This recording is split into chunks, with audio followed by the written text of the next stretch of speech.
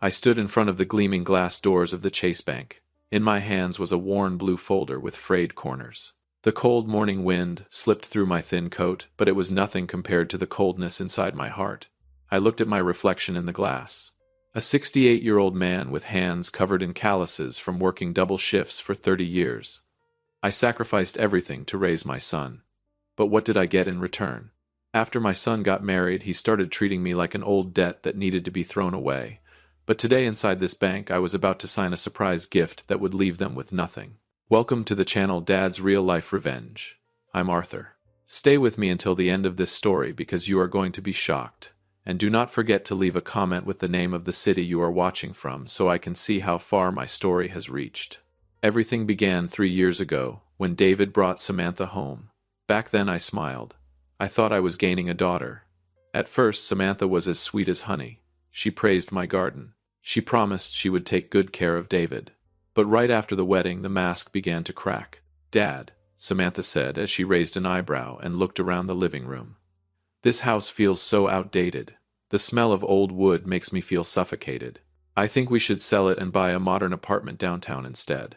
I tightened my grip on the coffee cup in my hand. This was the house my late wife and I built together. Every brick carried our sweat and sacrifice. But Samantha did not care. Her eyes were not looking at me. They were fixed on the wall behind me where I kept the property documents. I saw a flash of ambition in those sharp eyes. I chose to stay silent because I loved my son. I did not know that silence would become the beginning of a cruel plan. Samantha's presence in the house was like icy water, seeping into every crack of my family. She started with little things. Moving my wife's flower vase, replacing the cream-colored curtains with cold gray fabric. Then she began cutting the ties between David and me. Our joyful weekend dinners slowly disappeared. In their place came excuses about being busy, family outings I was never invited to. Samantha was incredibly skilled at isolating me. She created an atmosphere that made me feel like an unwanted stranger inside my own home. The breaking point came last Christmas. In 56 years, I had never spent Christmas alone. That morning I woke up early. I prepared pancake batter and warmed the maple syrup.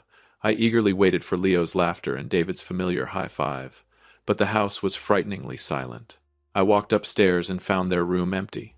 A note was taped to the refrigerator. "Dad, we took Leo to Samantha's parents' house for Christmas. Samantha said you needed some quiet rest." David. I stood frozen in the empty kitchen. The sound of my fork touching the porcelain plate echoed harshly through the silence. For the first time in my life, the maple syrup on my pancakes tasted bitter with abandonment. I ate in the dark because I could not bear the emptiness of the room around me. Samantha had succeeded. She had turned me into a ghost inside my own home. I looked out the window and saw the neighbors' lights sparkling warmly. They were laughing together, and I was alone with fading memories. Every bite I swallowed felt like a stone pressing deeper into my chest. I wondered what David was thinking. Did he remember all the Christmases when I worked extra night shifts just to buy him the toys he dreamed of? Probably not. Samantha had brainwashed him too well. My patience had limits. I was willing to ignore everything until what happened at Leo's birthday party. That was the moment I realized this woman's cruelty had no bottom. Leo's 5th birthday party was a terrible day. I had spent an entire month working in the woodworking shop downstairs. I carefully carved each wheel by hand. I polished the body of the train with the finest natural oil I could find. It was a wooden oak train, and I had engraved Leo's name along the side with all the pride of a grandfather's heart. I wanted my grandson to have something truly meaningful, something powered not by batteries but by imagination. When I carried the gift into the room filled with shiny wrapped boxes, Samantha looked at it with obvious disgust. She did not even bother touching it. "Oh, look at that," she said mockingly. "An old dusty toy. Dad, you do realize Leo only plays with toys that meet international safety standards, right? That wood could have splinters. It could scratch his hands." I froze. David stood there, but he would not look me in the eyes. Instead, he bent down and adjusted an expensive remote-controlled airplane. Samantha picked up my wooden train using only the tips of her fingers as if she were holding a bag of garbage. Then she tossed it into a cardboard box in the corner of the room. The box for things that were about to be donated or thrown away. "Just leave it there," Samantha said to David. I don't want cheap junk taking up space in our son's room. My chest tightened with pain. That was not just a toy. It was my sweat, my effort, and my love carved into wood. And David stayed silent. He had completely chosen his wife's side. In that moment, I felt like a stranger interrupting the party of wealthy people who no longer needed me. Quietly, I walked away while they began cutting the birthday cake. No one noticed I was gone.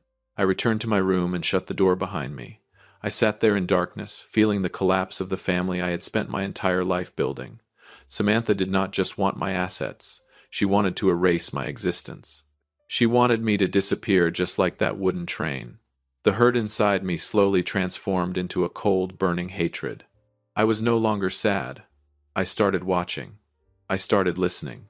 And that was when I realized Samantha was hiding a secret far darker than her arrogance. 3 days after Leo's birthday party, my phone rang at 8 o'clock that evening. It was Samantha. Her voice over the phone sounded sweet, rustling like dry leaves underfoot, but I could feel the poison hidden beneath it. "Dad," she said softly, "David and I have been thinking a lot about your future. You've been forgetful lately. This house is far too big and dangerous for an elderly man living alone. We think it's time you had some professional financial planning." I tightened my grip on the receiver. The financial planning she talked about was really a death sentence for my freedom. She started mentioning a retirement home in the suburbs, a place she called paradise for seniors. But I knew it was nothing more than a glass cage where she could easily control everything I owned. The next morning, I quietly went to the Chase Bank. I did not tell David. I wanted to review my savings accounts myself. When I sat across from the financial advisor, she looked at me with sympathy in her eyes. "Mr. Arthur," she hesitated, "3 days ago, a woman claiming to be your daughter-in-law came here. She brought an unsigned power of attorney form and asked very detailed questions about your current balances." The blood in my veins turned cold. Samantha had already come here before me. She was not waiting for my permission. She was hunting down every dollar I had spent my life saving. She wanted to know how large the prey was before swallowing it whole. I walked out of the bank. The sunlight was bright and golden, but I felt freezing cold inside. Samantha was not just a gold digger. She was a ruthless predator. She was studying guardianship laws. She wanted to prove I was mentally unstable so she could strip away my right to control my own life. I sat down on a stone bench in the park across from the bank and watched people passing by. That was when I realized I could no longer remain a sheep waiting to be slaughtered. If Samantha wanted to play a financial game, I would show her who truly controlled the board. But first, I needed to know whether she was drowning in debt or planning something far darker. I pulled out my phone and called an old friend. "Miller, I need your help. I want you to investigate someone." The truth that was coming would hit harder than any of us expected. Detective Miller arranged to meet me at a small diner on a quiet street corner. He slid a brown folder across the table toward me. The worry in his eyes was impossible to hide. "Arthur," he said quietly, "your daughter-in-law is more than just greedy. She's standing at the edge of a cliff." I opened the file. Numbers began dancing before my eyes. Samantha owed $63,000 to a casino in Atlantic City.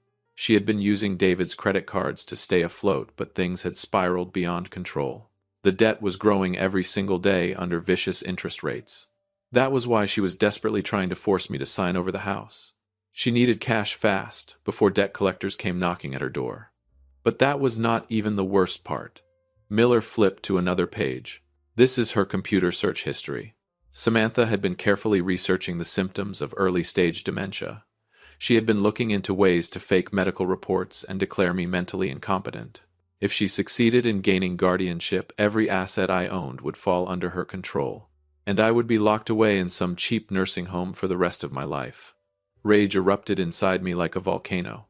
I had started wondering whether I truly was getting old. But now, I felt sharper than ever before. Samantha thought I was a weak old man, an easy target. She had no idea that before retirement, I spent my entire life dealing with ruthless and manipulative people in business. I closed the folder slowly. "Thank you, Miller," I said. "Now I know exactly what I need to do. I would not just protect my assets. I would let Samantha dig her own grave with the endless greed consuming her soul." I returned home wearing a quiet smile. I began pretending to forget little things. I left my keys in the wrong places. I repeated the same questions again and again. And every time I acted confused, I saw Samantha's eyes light up with excitement. She believed her plan was working perfectly. What she did not know was that I was weaving a massive trap, and she was the prey. My revenge began with an unbelievable number. I needed bait large enough that she would never be able to resist it. The recording device I placed on the table was actually nothing more than a garage door remote. But the truth Samantha confessed would destroy this marriage forever. I began my performance on a Saturday afternoon, while everyone was gathered in the living room. I pretended to search through my coat pocket for an old document. Then I muttered loudly enough for Samantha to hear. "Oh, this memory of mine. I have no idea where I put those stock certificates. And the coastal property papers, too, not to mention the trust funds. Altogether, it's worth more than $4 million. I saw Samantha freeze instantly. The wine glass in her hand tilted so sharply it almost spilled. Her entire expression changed. The usual contempt vanished, replaced by wild hunger. I could actually see her pupils widen. Even the sunlight reflecting off the broken glass outside the porch was not as sharp as the greed awakening inside her. "What did you just say?" Samantha stepped closer, her voice trembling. "You have stocks and real estate worth $4 million. Why have we never heard about this before?" I pretended to look confused. I stared at her with dull, distracted eyes. "Didn't I mention it before? Maybe I forgot. Those investments go back to when I was still working in the city. I plan to leave everything to Leo when he grows up. But lately I haven't been feeling well. Maybe I should find someone trustworthy to manage it for me." Samantha took a deep breath. Then she sat beside me and grabbed my rough, calloused hand. Her fake kindness was so exaggerated it made me sick. "Dad, you can trust us," she said softly. "David is your son, and I'll take the best care of you. You don't need to worry about those numbers anymore." I looked straight into her eyes. I could see calculations moving faster than a computer behind them. She was already figuring out how much of the imaginary $4.4 million would erase her gambling debts, and how much would remain for designer handbags and luxury vacations. In reality, I only had $200,000 in savings. But that fake fortune was the perfect bait. That entire evening, Samantha treated me like royalty. She cooked all my favorite meals. She gently tucked a blanket over my shoulders. But later, standing in the darkness of the hallway, I saw her hurriedly whispering into her phone. She was preparing the final paperwork to seize a treasure that did not even exist. Everything was unfolding exactly as planned. I had lifted her to the peak of hope, and now it was time to take her to visit the very place where she intended to throw me away. Samantha could not wait another second. Early Monday morning, she drove me around to visit several nursing homes she had already chosen for me. She called it a practical tour, to find the best retirement place for my future. I sat in the passenger seat, pretending to doze off, but through half-closed eyes I watched every movement she made. Samantha drove with the confidence of someone who already believed she owned millions. She hummed softly to herself, as if the fortune was already sitting in her pocket. We stopped at a facility hidden deep beyond a thin forest. From the outside it looked elegant and expensive, but inside the place radiated a terrifying coldness.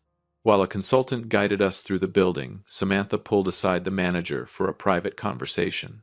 I remained behind a thin wall and listened carefully. "If I sign full power of attorney," Samantha asked in a cold voice, "can you guarantee he won't be able to leave on his own? I want him under special supervision. He shouldn't have too much contact with the outside world. It could worsen his confusion." My chest tightened with rage. She did not just want my money. She wanted to erase my existence. She wanted to lock me inside a prison disguised as a nursing home, while she freely spent the money I had sacrificed my entire life to earn. I stepped back into view, wearing my best dazed expression. I nodded at everything she suggested. Samantha smiled with satisfaction. She believed I was completely under her control now. "All right, Dad," she said as we returned to the car. "This afternoon we'll go to the Chase Bank and sign the power of attorney documents. That way you won't have to worry about managing those $4 million anymore. I'll take care of everything for you." I stared out the car window. The passing trees looked like scenes from my life flashing by. I remembered my late wife. I remembered David as a little boy clinging to my leg. And now, I was heading toward the bank for the final step of my plan. When we walked into the Chase Bank lobby, Samantha straightened my collar like a loving daughter. She whispered sweet lies into my ear about a peaceful future. What she did not know was that Detective Miller was already waiting inside the office with evidence she could never deny. The office door slowly opened. The bright neon light spilled across Samantha's glowing face, shining with ambition and greed. This was the moment every mask would finally be torn away. We sat inside the VIP office of the bank. Samantha placed the power of attorney documents on the table, her hands trembling with excitement. She pushed the pen toward me. "Dad, you just need to sign right here," she whispered. "All your burdens will disappear." I picked up the pen, but I did not look at the papers. I looked directly into Samantha's eyes. The greed burning inside them was terrifyingly obvious. Then I slowly placed the pen back down. "I'm not signing," I said in the calmest and coldest voice I could manage. Samantha froze instantly. The smile on her face stiffened. "What do you mean?" she stammered. "Dad, you must be confused again. Let me help you." "No, Samantha, I'm not confused. And I'm not mentally unstable." I leaned closer. "I know about the $63,000 debt in Atlantic City. I know about the times you sneaked into my room searching for property documents. And I also know about your plan to lock me inside a nursing home so you could steal my assets."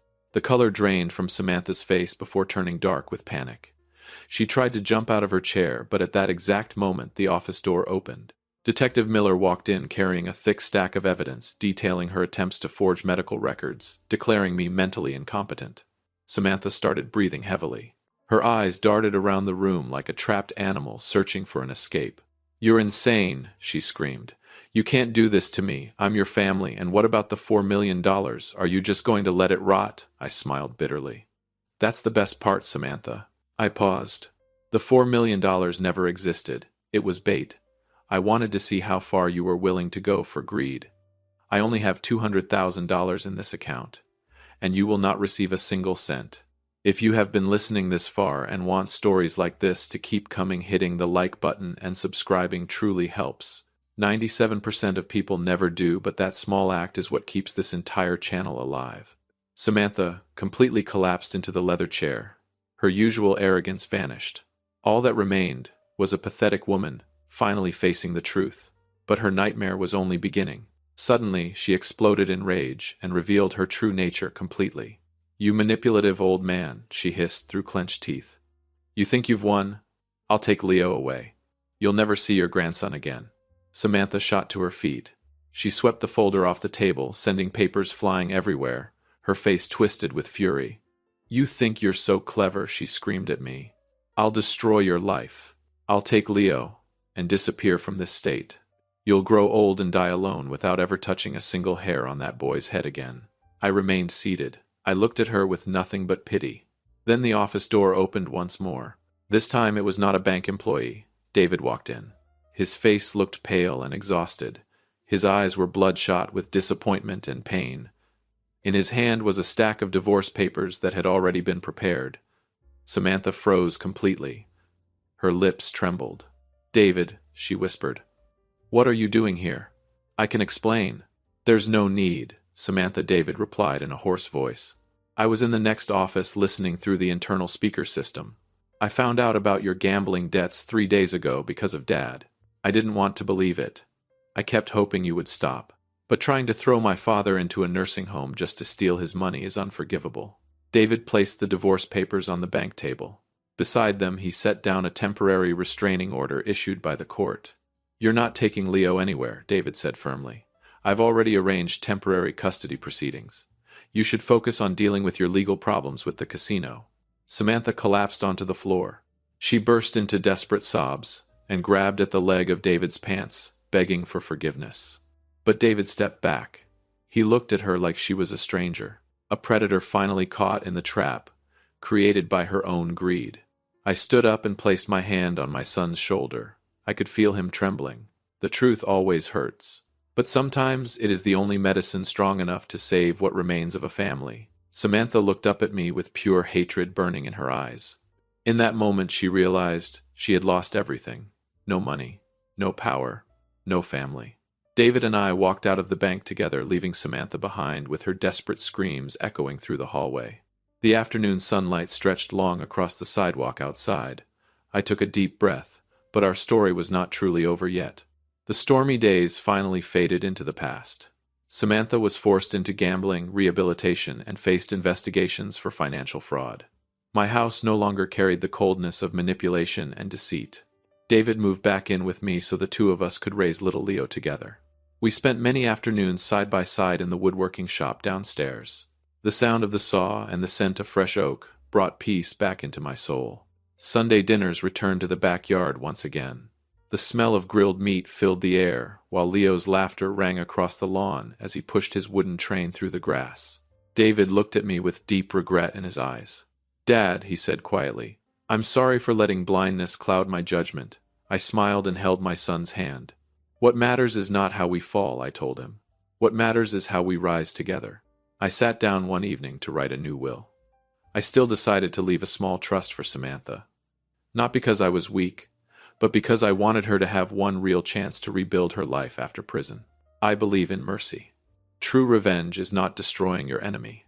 It is living a happy life without allowing hatred to poison your heart.